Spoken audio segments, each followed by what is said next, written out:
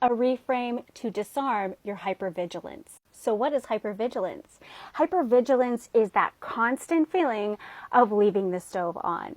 Hypervigilance is that constant feeling of waiting for the other shoe to drop, even when everything is okay.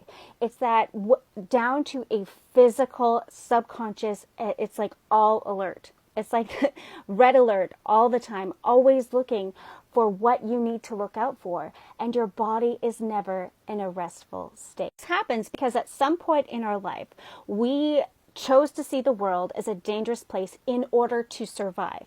Because at that time in our life, it probably was dangerous for us. So this hypervigilance helped us get through some really tough times. When we need to disarm it is when we have removed ourselves from the dangerous situation and we need to give ourselves time to heal and recover and recalibrate. So one of the biggest reframes that truly did serve me going forward was one, being aware of how hypervigilance was harming me, because it did keep me safe for a long time.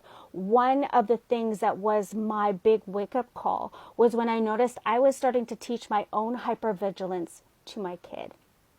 That was a big wake-up call because I was teaching them, I was showing them how to be an anxious person, even though I had worked so hard to not be an anxious person. So this was a huge wake-up call.